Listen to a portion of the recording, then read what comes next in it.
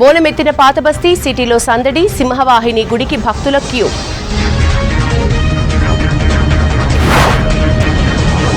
రాజ్భవన్లో బోనమెత్తిన తమిళిసై, సర్కారు పిలుపు రాలేదన్న గవర్నర్.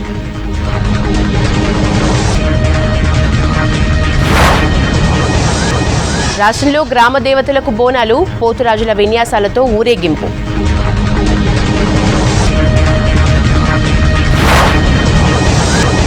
కాంగ్రెస్ కేల్ ఖతమైందన్న హరీష్, హిమాంష్ మాటల్లో తప్పులేదన్న కేటీఆర్.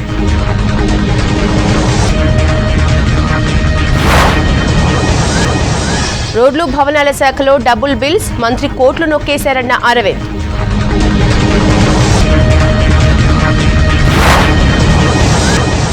బీఆర్ఎస్ లీడర్స్ ని నిలదీయాలన్న రేవంత్, సబ్ స్టేషన్లలో రికార్డ్స్ చూసిన నేతలు.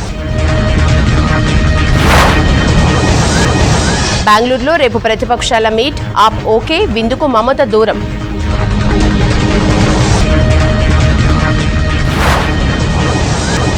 శరద్ పవార్తో అజిత్ టీం మీటింగ్, విపక్షాల భేటీకి ఎన్సీపీ హాజరుపై డౌట్.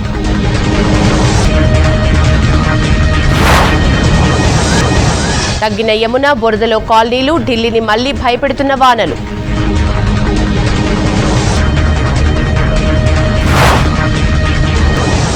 అలస్కా సమీపంలో భారీ భూకంపం, సునామీ అలర్ట్ ఇచ్చిన అధికారులు.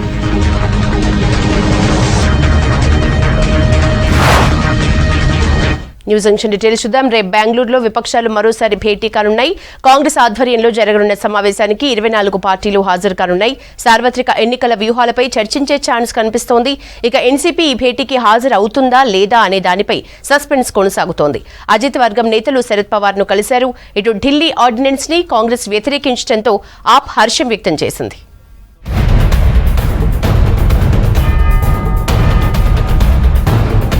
విపక్షాల రేపటి సమావేశానికి అంతా సిద్ధమైతే ఇప్పటికే బెంగళూరు చేరుకున్నారు పలువురు నేతలు. రేపటి సమావేశానికి ఏర్పాట్లు ముమ్మరం చేసింది సిద్ధరామయ్య సర్కార్. బెంగళూరు నగరం మొత్తం విపక్ష నేతలకు ఆహ్వానం పలుకుతూ ఫ్లెక్సీలు వెలిశాయి. పాట్నా సమావేశానికి కొనసాగింపుగా బెంగళూరులో 2 రోజులు విపక్ష నేతలు చర్చించనున్నారు. వచ్చే ఎన్నికల్లో బీజేపీని ఎదుర్కొనేందుకు కార్యాచరణ సిద్ధం చేయనున్నారు. కాంగ్రెస్ ఆధ్వర్యంలో ఈ భేటీ కొనసాగనుంది. ఇప్పటికే 24 పార్టీలకు కాంగ్రెస్ ఆహ్వానాలు పంపింది. Patna, we had a fruitful meeting, basically a beginning of a joining of like-minded opposition party for 2024. Now this is the continuation of Patna meeting. We will move forward for 2024 election. Whether it is Delhi ordinance, anything in the form of sabotaging federalism in this country, and we will not support that. ఇక NCP హాజరుపై అనుమానాలున్నాయి. Sharad Pawar తో ఇవాళ అజిత్ పవార్ వర్గం భేటీ అయింది. ఎన్సీపీని ఐక్యంగా ఉంచాలని నేతలు కోరారు. విపక్షాల భేటీకి ఒక్కరోజు ముందు శరద్ పవార్ ను అజిత్ కలవడంపై రాజకీయాల్లో తీవ్ర చర్చ జరుగుతుంది. బెంగళూరులో ఏర్పాటు చేసిన ఫ్లెక్సీల్లో కూడా శరద్ పవార్ ఫోటో లేకపోవడంతో అనుమానాలకు మరింత బలాన్ని చేకూర్చుతుంది. आदरणीय शरद पवार साहब के हम सब लोगों ने प्रणाम करते हुए आशीर्वाद उनसे मांगे. हम सब लोगों की जो एक इच्छा है कि राष्ट्रवादी कांग्रेस पार्टी एक साथ रहे. हमने विनती की और साहब को ये भी कहा कि आप इस दिशा में अवश्य विचार करें. ఢిల్లీలో కేంద్రం తెచ్చిన ఆర్డినెన్స్ ను వ్యతిరేకిస్తున్నామని కాంగ్రెస్ ప్రకటించింది. దీంతో రేపటి విపక్షాల సమావేశానికి ఆప్ రాక లైన్ క్లియర్ అయింది. పాట్నా సమావేశంలో ఆర్డినెన్స్ పై కాంగ్రెస్ వైఖరిని ఆప్ ప్రశ్నించింది. అప్పుడు తన వైఖరిని కాంగ్రెస్ ప్రకటించలేదు. విపక్షాల జాయింట్ ప్రెస్ మీట్ కు కేజ్రీవాల్ బృందం డుమ్మా కొట్టింది. సమావేశానికి ముందు ఆర్డినెన్స్ పై కాంగ్రెస్ వైఖరి చెప్పడంతో ఆప్ హర్షం వ్యక్తం చేసింది. రేపటి సమావేశానికి వెళ్తున్నామని ఆమ్ ఆద్మీ ప్రకటించింది. Whether it's in Tamil Nadu, whether it's in Bengal, whether it's in Delhi, Congress party has been very steadfast in opposing any such attempt to weaken the federal structure of our polity.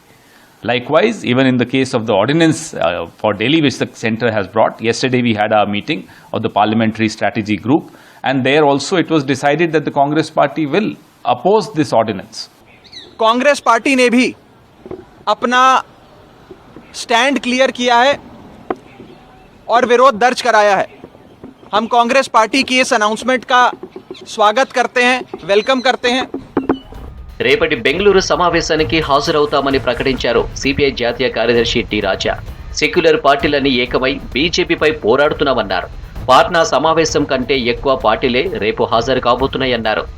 There was a meeting in Patna after Karnataka elections, and that meeting was attended by 15 and more parties, and Bengaluru meeting is next meeting.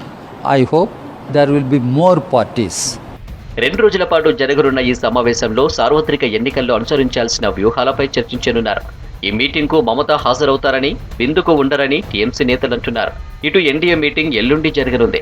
Parliament సమావేశాల్లో ప్రవేశపెట్టే వివిధ బిల్లులకు మద్దతు కోరడం, రాబోయే ఎన్నికల్లో NDA భాగస్వామ్య పార్టీల బల ప్రదర్శన లక్ష్యంగా ఈ సమావేశాన్ని ఏర్పాటు చేశారు. ఢిల్లీలోని అశోక్ హోటల్లో ఈ భేటీ జరగనుంది. ఈ భేటీకి బీజేపీ కొత్త పాత మిత్రులను ఆహ్వానించింది. ఎన్డీఏ నుంచి వైదొలిగిన శిరోమణి అకాలీదళ్ను కూడా ఆహ్వానించింది బీజేపీ.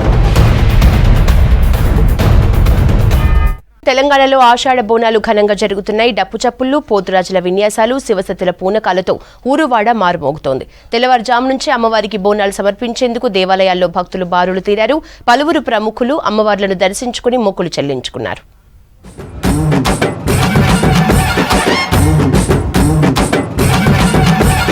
పాతబస్తీ లాల్ దర్వాజా సింహవాహిని అమ్మవారి బోనాల ఉత్సవాలు కన్నుల పండుగగా జరిగాయి. ఆషాఢ బోనాల ఉత్సవాలతో హైదరాబాద్ మహానగరం కొత్త శోభను సంతరించుకుంది. డప్పు చప్పుళ్లు, పోతురాజుల విన్యాసాలు, శివసత్తుల పూనకాలతో భాగ్యనగరం పులకించిపోయింది. తెల్లవారుజాము నుంచే అమ్మవారికి బోనాలు సమర్పించుకున్నారు భక్తులు. పలువురు ప్రముఖులు అమ్మవారిని దర్శించుకుని మొక్కులు చెల్లించుకున్నారు. లాల్ దర్వాజా సింహవాహిని అమ్మవారికి మాజీ మంత్రి దేవేందర్ గౌడ్ కుటుంబ సభ్యులు తొలి బోనాన్ని సమర్పించడంతో వేడుకలు మొదలయ్యాయి. ఉదయం బీజేపీ నేత దేవేందర్ గౌడ్ కొడుకు వీరేందర్ దంపతులు అమ్మవారి అభిషేకంలో పాల్గొన్నారు. ఉదయం ఆలయంలో అభిషేకం, ప్రత్యేక పూజల తర్వాత భక్తులను దర్శనానికి అనుమతి ఇచ్చారు. బోనాలు సమర్పించేందుకు పెద్ద ఎత్తున భక్తులు తరలివచ్చారు. ఇక నగరంలో బోనాల పండుగతో ఆలయాలన్నీ విద్యుత్ కాంతులతో మెరిసిపోతున్నాయి. రాజ్ భవన్ లోని నల్లపోచమ్మకు బోనాలు సమర్పించారు గవర్నర్ తమిళిసై. రాష్ట్ర ప్రజలకు బోనాల పండుగ శుభాకాంక్షలు చెప్పారు. రాష్ట్ర ప్రభుత్వం ఎప్పటిలాగే తనను బోనాలకు ఆహ్వానించలేదన్నారు గవర్నర్. అందుకే రాజ్ భవన్ లో బోనాల వేడుకలను ఘనంగా నిర్వహించామన్నారు. తినడానికి ఆగారం, చదవడానికి విద్య, మంచి వ్యాపారం, మంచి దుస్తులు అన్నీ అందరికీ ఇవ్వాలని నేను అమ్మవారికి ప్రార్థిస్తున్నాను. హైదరాబాద్ లాల్ దర్వాజా సింహవాహిని అమ్మవారికి రాష్ట్ర ప్రభుత్వం తరపున పట్టు వస్త్రాలు సమర్పించారు మంత్రి ఇంద్రకరణ్ రెడ్డి. మీరాలం మండిలోని శ్రీ మహంకాళేశ్వర అమ్మవారిని దర్శించుకున్నారు మంత్రి తలసాని శ్రీనివాస్ యాదవ్. అమ్మవార్లకు ప్రత్యేక పూజలు చేశారు. బోనాల పండుగను అధికార పండుగగా నిర్ణయం తీసుకున్న తర్వాత అంగరంగ వైభవంగా ఈ యొక్క పండుగను ప్రజలందరూ కూడా, భక్తులందరూ కూడా ఆ విధంగా చేసుకోవడం జరుగుతూ ఉంది. హైదరాబాద్ లో ఉన్నటువంటి దేవాలయాలన్నిటికీ కూడా ప్రభుత్వము అంచెలంచెలుగా అన్ని రకాలుగా అభివృద్ధి కార్యక్రమాలు నిర్వహిస్తుంది. లాల్ దర్వాజా సింహవాహిని మహంకాళి ఆలయంలో ప్రత్యేక పూజలు చేశారు హర్యానా గవర్నర్ బండారు దత్తాత్రేయ. ఆలయ అధికారులు దత్తాత్రేయకు స్వాగతం పలికారు. దర్శనం తర్వాత శాలువాతో సన్మానించారు. ప్రతి ఒక్కరూ బోనాల పండుగను ఆనందోత్సాహాలతో జరుపుకోవాలన్నారు దత్తాత్రేయ. ప్రజలు చాలా శ్రద్ధాభక్తులతో, ముఖ్యంగా మహిళా సోదరీమణులు వాళ్ళు ఉదయం నుంచే ఒక పవిత్రమైనటువంటి భావంతో బోనాలు ఎత్తుకొని అమ్మవారి యొక్క ఉన్నటువంటి నైవేద్యం అర్పించి పండుగ జరుపుకోవడం ఇది సామాన్యమైనటువంటి ఒక ప్రజలు చేసేటువంటి పండుగ. తెలంగాణ సంస్కృతిలో 2 పండుగలు చాలా ముఖ్యమైనవి. ఓల్డ్ సిటీ లాల్ దర్వాజా సింహవాహిని అమ్మవారిని దర్శించుకున్న బీజేపీ ఎంపీ లక్ష్మణ్ ఆలయంలో ప్రత్యేక పూజలు చేసి మొక్కులు చెల్లించుకున్నారు. అమ్మవారిని దర్శించుకున్నారు పీసీసీ చీఫ్ రేవంత్. తర్వాత ఆలయ కమిటీ సభ్యులు రేవంత్ ను సత్కరించారు. అమ్మవారి ఆశీర్వాదంతో కరోనా వరదల నుంచి తెలంగాణ బయటపడిందన్నారు రేవంత్. తెలంగాణ రాష్ట్రంలో అభివృద్ధి పదం వైపు నడపవలసిన బాధ్యత ఈ ప్రాంత ప్రజలకు, నాయకులకు, అందరికి మన అందరి మీద ఉన్నది. మత సామరస్యాన్ని కాపాడుతూ ఏ విధంగా అయితే గతంలో అభివృద్ధి జరిగిందో ఈ అభివృద్ధిని వేగవంతంగా ముందుకు తీసుకెళ్లాల్సిన అవసరం ఉన్నది. లాల్ దర్వాజా అమ్మవారికి బోనాన్ని సమర్పించారు ఇండియన్ మాజీ క్రికెటర్ మిథాలీ రాజ్. ఆలయ సిబ్బంది ఆమెకు స్వాగతం పలికి దర్శనం ఏర్పాట్లు చేశారు. సిటీలో ప్రతి ఒక్కరూ బోనాల పండుగను సంతోషంగా జరుపుకోవాలన్నారు మిథాలీ రాజ్. వచ్చే ఎన్నికల్లో గెలిపే లక్ష్యంగా రాష్ట్ర బీజేపీ ప్రణాళికలు రచిస్తోంది. ఇవాళ రాష్ట్ర వ్యాప్తంగా 119 నియోజకవర్గాల్లో టిఫిన్ బైఠక్లు నిర్వహించింది. పార్టీకి కార్యకర్తలే బలమన్నారు బీజేపీ నేతలు. పార్టీ గెలుపు కోసం బూత్ స్థాయిల నుంచి నియోజకవర్గాల వారీగా కార్యకర్తలు కృషి చేయాలని పిలుపునిచ్చారు.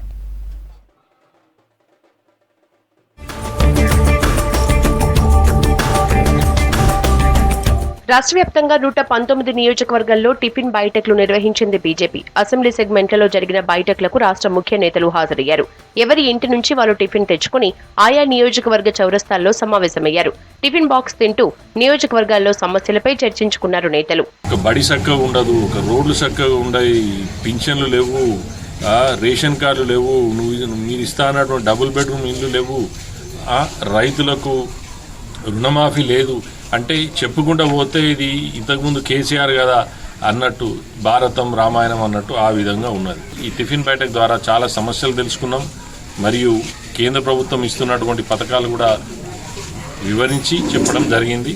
రానున్న రోజుల్లో వీళ్ళందరూ కూడా ఈ బీఆర్ఎస్ ప్రభుత్వానికి తగిన గుణపాఠం చెప్తారని పూర్తిగా విశ్వాసంతో నమ్ముతున్నాం. రోడ్లు భవనాల శాఖలో భారీ స్కామ్ జరిగిందన్నారు బీజేపీ ఎంపీ అరవింద్. 5,221 కోట్ల అవినీతి జరిగిందని ఆరోపించారు. 4 ఏళ్లలో డబుల్ బిల్లింగ్ ద్వారా మంత్రి ప్రశాంత్ రెడ్డి నిధుల్ని నొక్కేశారని అన్నారు. తెలంగాణకు ప్రధాని మోడీ ఇచ్చిన నిధుల్ని కేసీఆర్ కుటుంబానికి మళ్లించారన్నారు. నిజామాబాద్ జిల్లా ఆలూరు మండలంలో కార్యకర్తలతో కలిసి టిఫిన్ బైఠక్లో పాల్గొన్నారు ఎంపీ అరవింద్. ఏమే ప్రశాంత్ రెడ్డి, ఇదేనా నువ్వు చేసేది? మొత్తం ఈ 317 కోట్ల వర్కులన్నీ డబుల్ బిల్లింగ్ ఉన్నాయి ఇందూరు జిల్లాలో. ప్రశాంత్ రెడ్డి, ఇది ఏ పైసలతో కట్టినావు? నువ్వు రోడ్ డెవలప్మెంట్ కార్పొరేషన్ తోటి బ్రిడ్జ్ కడితే మరి ఇక్కడికి వెళ్ళి తీసుకున్న 15 కోట్లు ఏం చేసినావు? దాంట్లో 125% కమిషన్లు. రాష్ట్రంలో బీజేపీని అధికారంలోకి తీసుకురావడమే లక్ష్యంగా ప్రతి కార్యకర్త కృషి చేయాలని పిలుపునిచ్చారు ఎమ్మెల్యే రఘునందన్ రావు. పార్టీకి కార్యకర్తలే బలమన్నారు. 119 నియోజకవర్గాల్లో పార్టీ బలోపేతం కోసం పలు కార్యక్రమాలను చేపట్టనున్నట్లు తెలిపారు. సిద్దిపేట జిల్లా దుబ్బాకలో టిఫిన్ బైఠక్ నిర్వహించారు రఘునందన్. దీంతో ప్రజల్లో చైతన్యం వస్తుంది, సంఘటితమవుతాం. కులం మతం అనేటువంటి భావన లేకుండా అందరూ మనుషులు సమానమైనటువంటి ఒక ఎజెండాతో ముందుకు పోతాం. పార్టీ ఇచ్చినటువంటి కార్యక్రమంలో అందరూ పాలు పంచుకుంటారు, భాగస్వాములు అవుతారని చెప్పి తెలియజేయడానికి మరొకసారి ఇది నిదర్శనం. రాష్ట్రంలో గెలిపే లక్ష్యంగా పనిచేస్తామన్నారు బీజేపీ జాతీయ ఉపాధ్యక్షురాలు డీకే అరుణ.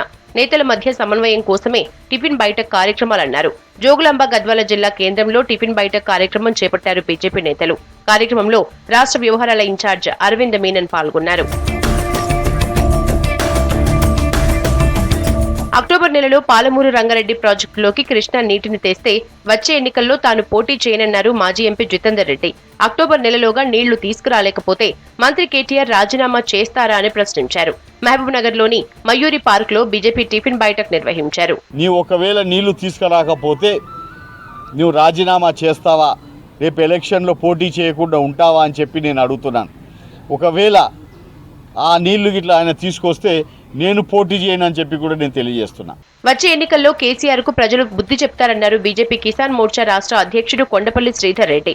ఖమ్మం జిల్లా నేలకొండపల్లిలోని బౌద్ధ స్తూపం దగ్గర బీజేపీ పాలేరు నియోజకవర్గ సభ్యుల సమావేశం జరిగింది. ఇచ్చిన హామీలు నెరవేర్చని కేసీఆర్ సర్కార్కు జనం బుద్ధి చెప్తారన్నారు బీజేపీ రాష్ట్ర కార్యవర్గ సభ్యులు సురేష్ రెడ్డి. పెద్దపల్లి జిల్లా కేంద్రంలోని రంగాపూర్లో టిఫిన్ బైఠక్ కార్యక్రమాన్ని నిర్వహించారు. 9 ఏళ్లలో మోడీ ప్రవేశపెట్టిన సంక్షేమ పథకాలని గ్రామ ప్రజలకు, యువకులకు, మహిళలకు వివరించారు. కళ్లు కాయలు కాసేలా ఎదురు చూసినా రుణమాఫీ ఉండదన్న విషయంపై స్పష్టత వచ్చేసిందని అన్నారు పీసీసీ చీఫ్ రేవంత్ రెడ్డి. తెలంగాణ రైతాంగానికి బహిరంగ లేఖ రాసిన రేవంత్ రుణమాఫీ, కేసీఆర్ రైతు వ్యతిరేక విధానాలపై కార్యాచరణకు పిలుపునిచ్చారు. ఇందిరమ్మ ఇళ్లకు ఫ్రీ కరెంటు ఎందుకు తొలగించావో చెప్పాలని కేసీఆర్ సర్కార్ని డిమాండ్ చేశారు నాగం జనార్దన్ రెడ్డి. ఇక ప్రియాంక గాంధీ స్కెడ్యూల్ ఖరారు కాకపోవడంతో కొల్లాపూర్ ప్రజాబేరీ సభ వాయిదా పడింది.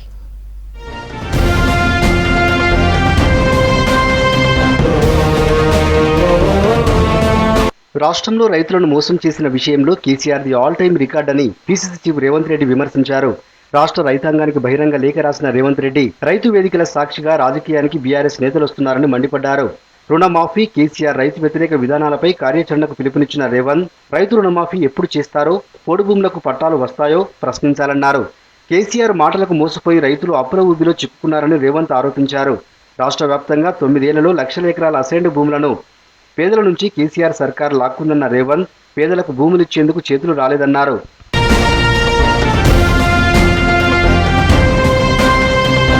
మెట్రో నగరంగా హైదరాబాద్ అభివృద్ధికి కాంగ్రెస్ పార్టీ ఎంతో కృషి చేసిందని పీసీసీ చీఫ్ రేవంత్ రెడ్డి చెప్పారు. రాష్ట్రానికి 60% ఆదాయం హైదరాబాద్ నగరం నుంచే వస్తుందన్న రేవంత్, ఫలక్నుమా నుంచి ఎయిర్పోర్ట్ వరకు మెట్రో మార్గాన్ని పొడిగించాల్సిన అవసరం ఉందన్నారు.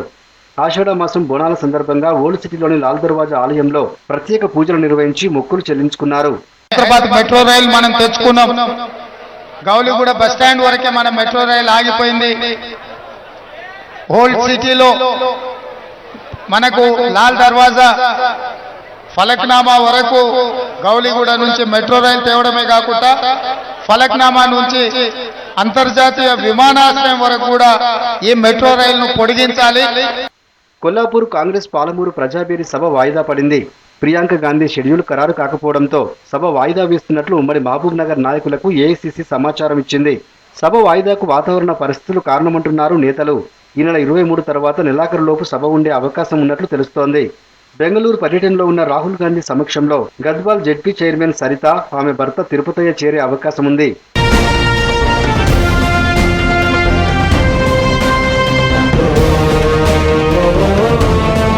రాష్ట్రంలో పేదలకు ఉచితంగా ఇచ్చిన ఇందిరమ్మ ఇండ్లకు వందలాది రూపాయల కరెంటు బిల్లులు, ప్రాపర్టీ ట్యాక్స్ విధించడం ఏంటని ప్రశ్నించారు కాంగ్రెస్ సీనియర్ నేత నాగం జనార్దన్ రెడ్డి.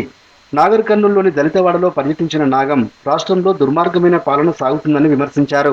నీవు ఇచ్చినావు కరెంటు, ఇలా నువ్వు కరెంటు బయటకు వెళ్ళి కొని ఇలా వీళ్ళ నెత్తి మీద, పేదవాళ్ళ నెత్తి మీద రుద్ది, నీవు దాని మీద ఈ డబ్బంతా కూడా నీవు కమిషన్ల రూపాయన ఎక్కడికి వెళ్ళి సప్లయర్స్ దగ్గరికి వెళ్ళి వసూలు చేసుకొని బతుకుతున్న ఈ బతుకులకు మళ్ళా మామూలు విమర్శించి అక్కెక్కడదని చెప్పి నేను స్పష్టంగా చేస్తున్నాను.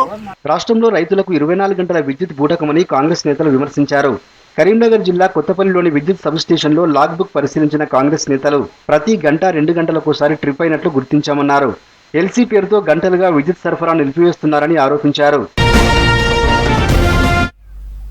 ఢిల్లీలో వర్షాలు తగ్గిన వరదలు ఆగటం లేదు. యమునా నది ఉగ్రరూపం కొనసాగుతోంది.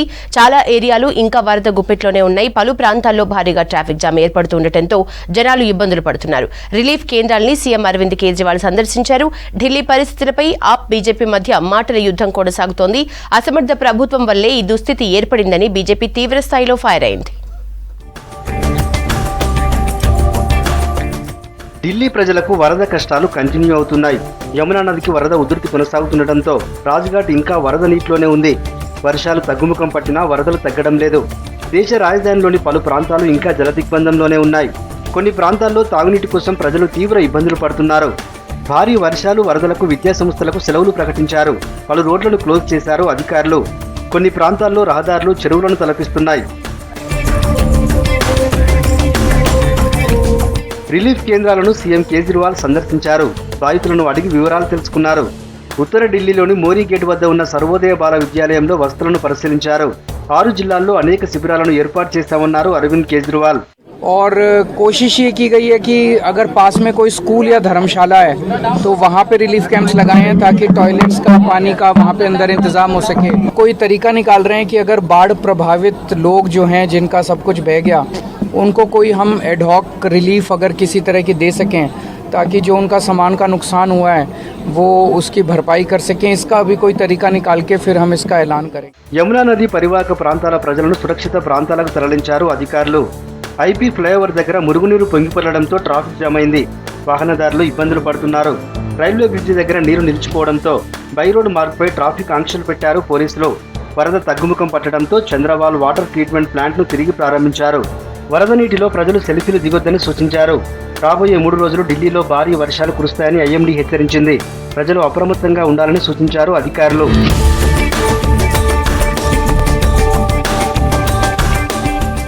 పొరుగు రాష్ట్రాల్లో కురుస్తున్న భారీ వర్షాలు, హర్యానాలోని హుత్నికుండ్ ప్రాజెక్టు నుంచి వరద నీరు పోటెత్తడంతో ఢిల్లీలో వరదలు ముంచెత్తాయి.